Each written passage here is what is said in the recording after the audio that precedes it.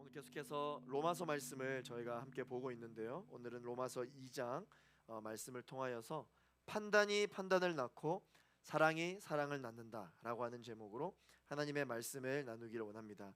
오늘 2장 본문 1절 말씀 우리 함께 읽어보겠습니다. 시작. 그러므로 남을 판단하는 사람이여 그대는 변명할 수 없습니다.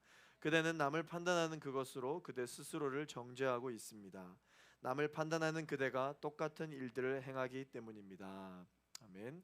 오늘 이 로마서 2장 말씀에서 이제 내가, 너, 그대 누군가에게 계속해서 바울이 이야기를 하고 있는데 여기 본문에서의 그대, 이 본문에서 바울은 지금 누구에게 이 판단에 대한 이야기를 하고 있느냐?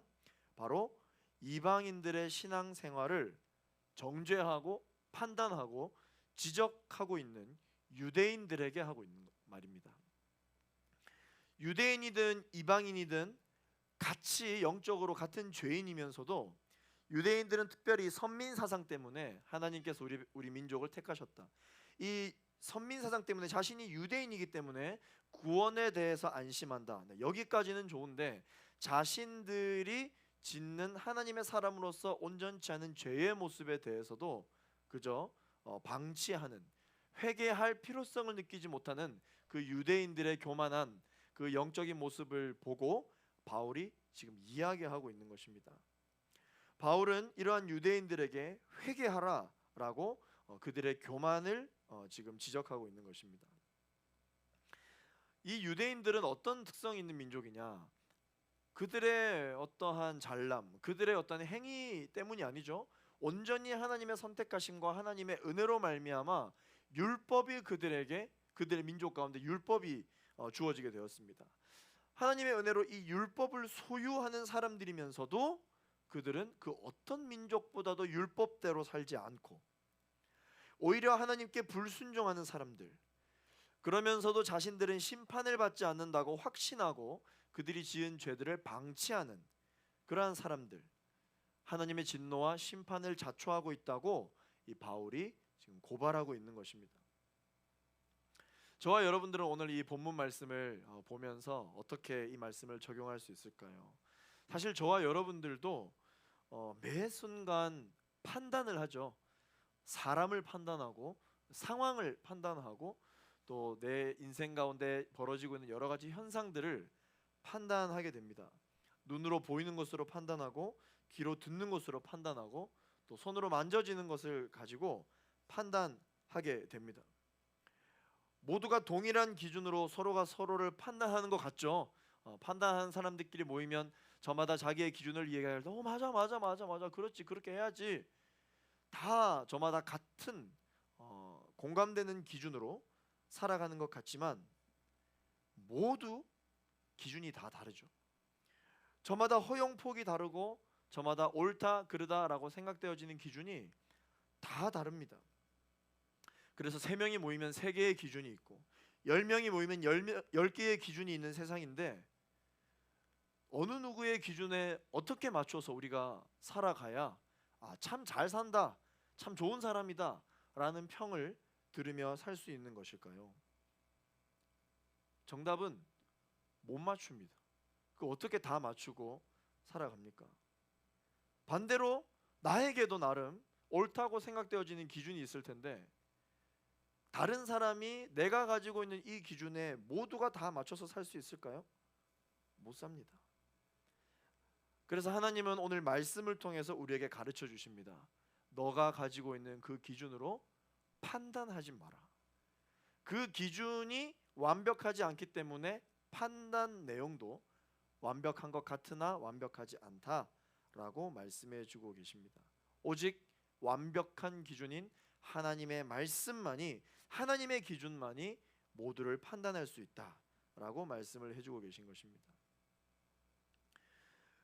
사람의 기준은 불완전하죠. 내 기준이 어제 다르고 오늘 다릅니다. 당연히 내일도 달라지겠죠. 저와 여러분들이 불완전하고 늘 변하고 다른 생각을 가지고 있고 그 기준이 달라지기 때문에 우리가 판단하게 되는 그 기준에 의거해서 판단하게 되는 그 판단 또한 불완전합니다. 연약합니다. 그래서 그 기준으로는 판단해서는 안 됩니다. 결국은 그 판단으로 내린 결론이 나름 있을 수는 있겠지만 불완전한 기준으로 내린 결론이기 때문에 불완전한 대답, 결국은 불완전한 평안을 얻게 됩니다. 이 불완전한 평안을 줄여서 뭐라고 하는 걸까요? 불안이라고 하는 거예요. 불안. 왜 불안하냐? 불완전한 기준으로 판단을 내리기 때문에 불안한 것입니다. 그래서 나는 분명 이 고민에 대한 결론을 내렸는데 계속 불안하죠. 난 분명히 이 부분에 대해서 얘기를 끝 마쳤는데, 계획을 이미 다 세웠는데, 플랜을 다 짰는데 불안합니다. 왜? 기준이 불안하기 때문이죠. 그렇기 때문에 우리에게는 어떤 기준이 필요합니까? 완전한 기준이 필요합니다. 흔들리지 않는 기준이 필요합니다. 그 기준은 어떤 기준입니까? 살아계신 하나님의 기준입니다. 그 하나님의 기준에 맡겨 드려야 합니다. 그래야 하나님도 나를 그 하나님의 기준 안에서 같은 관점으로 볼 수가 있고, 그제서야 저와 여러분들의 이 삶은 해석되기 시작할 것입니다. 오늘 본문이 아니군요. 야고보서 2장 13절 말씀 우리 같이 한번 읽어볼게요. 야고보서 2장 13절 말씀 시작. 긍휼을 베풀지 않는 사람에게는 긍휼 없는 심판이 있을 것입니다. 긍휼은 심판을 이깁니다. 아멘. 하나님은 이 마지막 날에 동일한 잣대로 너희를 판단하겠다라고 오늘 로마서 기록을 통해서 말씀해 주십니다. 우리는 세상을 살다 보면은 늘 다른 사람들을 판단합니다. 직장에 있을 때도 저 사람은 뭐 교회 다닌다면서 왜 저렇게 교만한가? 저 사람은 교회 다닌다 그러면서 어떻게 저렇게 이중잣대로 세상을 살아가게 되지?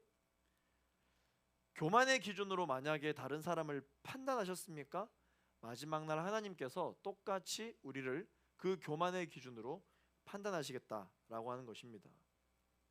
그러나 반대로 저 사람은 비록 교만해 보이지만 예수님의 사랑으로 품어야지라고 사랑의 기준으로 그 사람을 대한다면 마지막 날 하나님께서 교만한 우리를 사랑으로 판단해 주시겠다 말씀해 주신다는 것이죠. 사랑하는 우리 갈렙 청년 여러분, 이번 한 주 특별히 또한 여러분 직장에서, 그리고 또한 가정에서, 또 여러 가지 친구 관계에서 신앙생활을 하게 살아가실 때 이 영적 원리를 꼭 기억하시게 되기를 바랍니다. 그래서 하나님의 기준으로 보고, 하나님의 기준으로 듣고, 하나님의 기준으로 말하는 우리 모두가 되기를 예수 그리스도 이름으로 축원합니다. 오늘 본문 3절 4절 같이 읽겠습니다. 시작. 그런 일을 행하는 사람을 판단하면서 똑같은 일을 행하는 사람이여, 그대가 하나님의 심판을 피할 수 있는 줄로 생각합니까?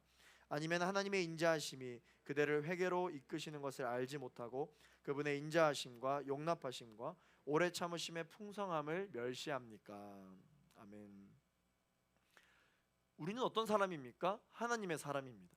하나님의 사람들은 어떤 사람입니까? 하나님 아버지의 사랑을 받는 그분의 자녀입니다. 사랑을 받은 사람들이에요. 그리고 하나님의 은혜를 받으며 살아가는 사람들입니다.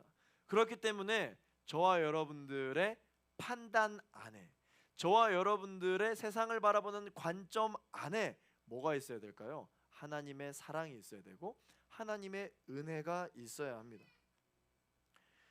이 사실을 믿으신다면, 이 사실을 인정하기 시작하신다면 우리가 세상을 바라볼 때 판단하는 그 기준이 조금씩 달라지기 시작하실 것입니다.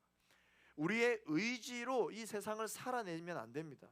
왜냐? 우리의 의지는 결국은 불완전한 것이기 때문에, 연약한 것이기 때문에 우리의 인생은, 우리의 계획과 우리의 결과는 연약할 수밖에 없습니다. 완전하신 사랑, 온전한 사랑, 그 사랑과 그 기준으로 여러분들의 인생을 판단하고 여러분들의 인생을 계획하시게 되기를 예수 그리스도 이름으로 축원합니다. 그래서 우리는 스스로 이렇게 결단할 수 있습니다. 내가 힘을 내서 저 사람을 용서해야 되겠다. 아니요. 적어도 하나님 믿는 사람들은 뭐 때문에 그 사람을 용서해야 되느냐? 예수님 때문에 용서해야 되는 것입니다. 예수님 때문에 용서하는 여러분 되시기를 소망합니다. 예수님 때문에 사과하세요. 예수님 때문에 양보하세요. 예수님 때문에 손해보세요. 예수님 때문에 포기하세요. 여러분들의 의지로 그렇게 살다가는 결국 지치시게 됩니다. 나중에 어떤 기도를 하게 되는지 알아요? 주님, 언제까지 양보해야 됩니까? 언제까지 제가 포기해야 돼요? 언제까지 손해봐야 돼요? 내가 양보하고 내가 손해보고 내가 포기하다 보니까 불안한 것입니다. 그런데 예수님 때문에 포기하고 예수님 때문에 손해보잖아요. 그럼 마음 가운데 손해보면 볼수록 하나님 앞에서 더 큰 소리 칠 수 있는 거예요. 내가 예수님 때문에 손해봤으니까 예수님이 책임지고 다 채우시라고. 할렐루야. 내가 예수님 때문에 포기하지 않았는데 예수님 내 삶 가운데 채워달라고 이야기하면 하나님 앞에서도 부끄러운 거죠. 왜냐? 예수님 때문에 포기한 게 아니라 나 때문에 포기한 거거든요. 우리의 기준이 하나님의 기준 안에 있을 때 우리는 불안하지 않고 담대하게 살아갈 수가 있게 되는 것입니다. 어떻게 해야 하나님이 우리의 인생 가운데 그분의 것으로 다 채우시느냐? 예수님 때문에 우리의 인생을 비워낼 때 하나님이 거기를 다 채워주시는 거예요. 할렐루야. 근데 나 때문에 비우기 시작하잖아요. 그럼 나로 채워야 되는 것입니다. 근데 하나님 때문에 비우면 하나님으로 채우시는 것이죠. 이 영적인 원리를 우리가 꼭 기억하게 되기를 바랍니다. 오늘 바울은 회개에 대해서 이야기하기 시작합니다. 여러분, 우리도 회개, 여러분, 이 회개는 누가 하는 겁니까? 우리는 흔히들 이야기합니다. 죄가 있는 사람이 회개하는 것이다. 그렇다면 죄가 많으면 많을수록 더 회개를 많이 하는 것이다. 이렇게 생각하시게 될 것입니다. 그런데 여러분, 놀라운 사실이 있습니다. 회개는 죄가 많을수록 하는 것이 아니라 하나님을 사랑하면 사랑할수록 많은 회개를 하게 되어 있어요. 하나님과 가까우면 가까울수록 눈물의 회개가 계속 나오게 되어 있어요. 그렇게 회개를 많이 했음에도 불구하고 또 회개가 나오는 이유는 하나님을 더 사랑하고 싶은 마음이 있기 때문이에요. 하나님과 더 가깝고 싶기 때문입니다. 별로 사랑하지 않고 그저 아는 지인으로 만나면 내가 그 사람에게 잘못한 거 있어도 그 사람이 물어보지 않는 한 굳이 말 안 해도 되죠. 말 안 해도 됩니다. 그런데 내가 정말 사랑하는 사람이 있어요. 그러면 그 사람이 물어보지 않아도 알아서 말을 하게 되어 있습니다. 나 사실 이랬어. 나 사실 저랬어. 내 안에 이런 마음이 있었어. 굳이 말하지 않아도 되는 것을 말하게 됩니다. 왜? 사랑하기 때문에. 그 사람이 나에 대한 모든 것을 알기를 원하고 나도 너에게 모든 것을 말하고 싶은 이유는 사랑하면 할수록 더 그런 마음이 드는 것이죠. 하나님 앞에 회개하는 사람들은 왜 회개해야 되느냐? 하나님을 사랑하면 사랑할수록 더 많은 회개를 하게 되어 있습니다. 난 적당히 회개했어. 난 적당히 할 만큼 했어. 이 말은 다시 말해서 나는 하나님을 적당히 사랑하겠어. 하나님은 나를 적당히 사랑하셔. 이 말과 똑같은 것이죠. 회개에 대한 부분, 이 회개에 대한 부분을 다시 한번 더 정확하게 지금 짚고 이야기를 하는 것입니다. 회개는 안 믿는 사람들이 싹싹 빌면서 구원을 위해 기도하는 행위가 아니라 회개는 하나님을 믿는 사람들이, 하나님을 믿기를 원하는 사람들이 더 많이 하는 것이 바로 회개다. 우리 사랑하는 갈렙 청년 여러분, 하나님을 향한 그 갈망 때문에 우리 공동체에 회개의 영성이 일어나게 되기를 예수 그리스도 이름으로 축원합니다. 회개하는 것을 부끄럽게 여기지 마세요. 그렇기 때문에 우리가 주님 앞에 회개하는 게 부끄럽지 않은 것입니다. 왜? 회개를 한다는 것은 주님을 사랑하기 때문이거든요. 그런데 회개하는 것을 부끄럽게 여긴다는 것은 그분을 덜 사랑하는 거예요. 요한일서 1장 9절에 이런 말씀이 있습니다. 우리가 하나님께 우리의 죄를 자백하면 하나님께서 아이고 그래 그렇게 하면 안 되지 왜 그랬어 이렇게 이야기하시는 것이 아니라 미쁘시다고 말씀하셨습니다. 미쁘시다. 미쁘시다라고 하는 것은 기쁜 것보다 더 높은 기쁨의 표현을 미쁘다라고 하는 것입니다. 옳다, 기쁘다 다 합쳐진 말이에요. 우리가 하나님 앞에 회개를 하면 하나님이 너 또 그 기도 제목으로 회개하니? 너 또 그걸로 회개하니? 이제 좀 그만해. 부끄럽지도 않니? 이렇게 말씀하시는 것이 아니라 사랑한다는 표현이기 때문에 사랑한다, 사랑한다. 더 사랑으로 안아주시고 하나님이 미뻐하시는 거예요. 그 하나님의 미쁘심을 경험할 수 있는 우리 모두가 되기를 예수 그리스도 이름으로 축원합니다. 그런데 회개를 하려고 하는데 계속 똑같은 제목으로 회개하기 때문에 너 이제 그만해. 이건 하나님의 음성이 아니라 누구의 음성일까요? 사탄의 음성입니다.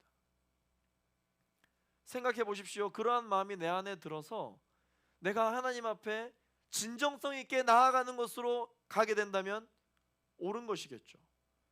그런데 여러분 아마 경험이 있으실 것입니다.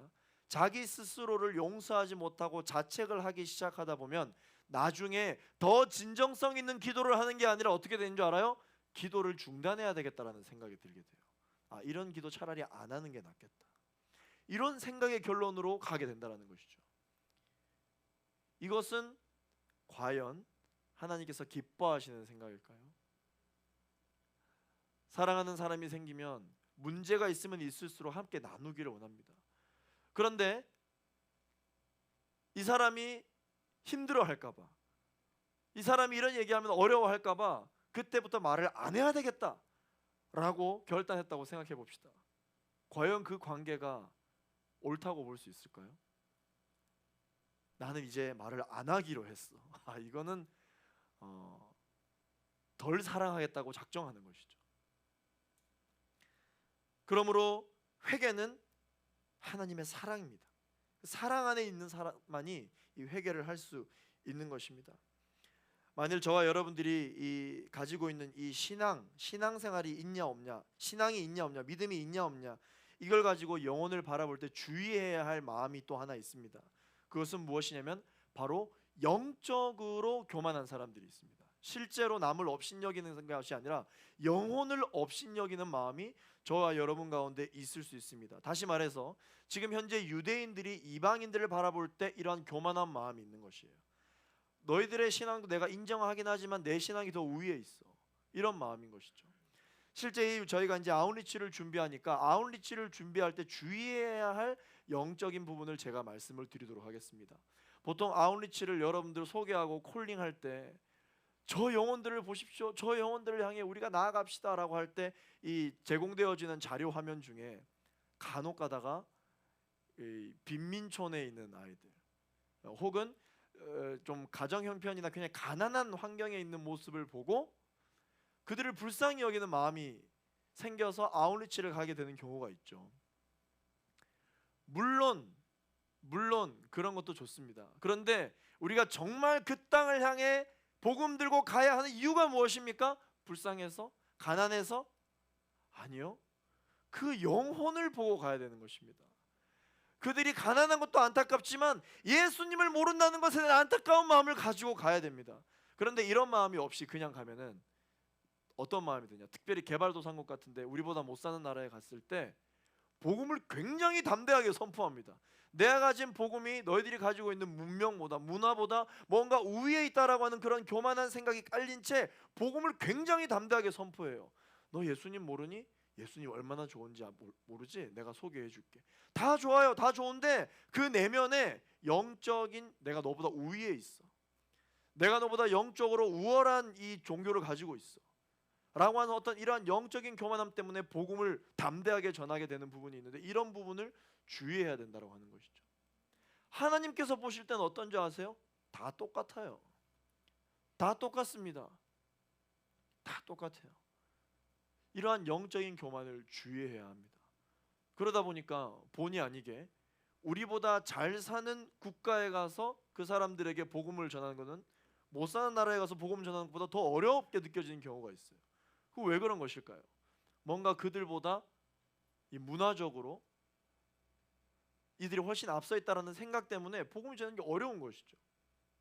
마찬가지로 여러분 우리 한국에서도 마찬가지입니다. 한국 내에서도 뭔가 나보다 형편이 어려운 사람들에게는 복음을 굉장히 담대하게 전해요. 그러나 나보다 상황이 좀 나은 사람들에게는 복음을 눈치 보면서 전하게 되는 경우가 있는 것이죠. 이것은 무엇입니까? 겸손이 아닙니다. 이것은 영적인 교만일 수 있다는 것입니다. 지금 같은 이 로마 교회 안에서 유대인과 이방인들이 있는데 모든 구원의 길은 그들에게 동등하게 열려져 있고 여전히 함께 축복하고 여전히 함께 떡을 떼며 신앙생활을 하고 있지만 이 유대인들 마음 가운데 어떤 마음이 있냐면 영적 우월주의가 있는 거예요. 영적 우월주의. 그래서 1907년도 평양 대부흥운동 장대현교회에서 일어났을 때 거기서 간증하셨던 하디 선교사님이 뭘 간증했습니까? 제가 여러분들을 업신여겼다. 내 문명이 훨씬 이 조선의 문명보다 앞서 있다라고 생각해서 여러분들의 어떤 생각, 여러분들의 계획, 모든 것을 다 업신여겼다. 이런 나를 용서해달라. 내가 모두에게 공평한 복음을 전한답시고 복음을 전했지만 난 사실 여러분들을 굉장히 무시했다. 이것을 회개한다 라고 하면서 그때부터 평양 대부흥운동이 일어나기 시작했던 것이죠. 저와 여러분들도 이 복음 안에서 하나님께서 주시는 그 모든 죄인을 바라보는 그 관점, 하나님의 기준으로 이 복음을 전해야 되는데 내 안에 있는 교만함으로 복음을 전할 수 있다라는 것입니다. 우리는 하나님 보시기에 다 똑같은 죄인입니다. 그저 예수님을 믿기 때문에 똑같은 죄인이나 천국행 티켓을 가지고 있을 뿐이에요. 그러나 하나님 보시기에는 다 똑같습니다. 다 하나님의 아들이고 다 하나님의 딸들입니다. 그러므로 불신자란 무엇이냐? 본인도 하나님의 자녀인데 본인이 하나님의 자녀라고 인정하지 않는 사람들일 뿐이라는 것이죠. 그들을 영혼을 바라보며 불쌍히 여기는, 긍휼히 여기는 마음이 저와 여러분 가운데 있게 되기를 예수 그리스도 이름으로 축원합니다. 오늘 본문 6절에서 8절까지 읽겠습니다. 시작. 하나님께서는 각 사람에게 그의 행위에 따라 갚아주실 것입니다. 참고 선을 행해 영광과 존귀와 불멸을 추구하는 사람에게는 영생을 주시나 자기 이익만 추구하고 진리에 순종하지 않고 불의를 따르는 사람에게는 진노와 분노를 내리실 것입니다. 여러분, 우리 하나님도요 이 구원을 무료로 주신 것 같죠. 여러분들 우리 모두를 살리시기 위해서 무료로 주신 것 같죠. 우리 하나님도 절대 공짜가 없으신 분이에요. 우리 하나님 절대 공짜가 없으십니다. 저와 여러분들이 구원을 받고 영접해서 천국행 티켓을 얻게 된 것이 무료입니까? 아니요. 하나님의 아들이신 예수 그리스도가 십자가에 달려 나 대신 십자가에 돌아가신 그 목숨값으로 우리는 지금 이렇게 함께 모여 있죠. 뿐만 아니라 영적으로 우리가 받고 싶어하는 기도 응답과 사랑과 은혜와 모든 것은 하나님 절대 공짜가 없으신 분이에요. 그래서 우리가 이 세상을 살아갈 때 예수님 때문에 선을 행하면 하나님께서 우리를 선하게 판단해 주신다. 우리가 악을 행하면 하나님께서도 그 악을 행했던 그 악한 기준으로 우리를 판단하신다는 것입니다.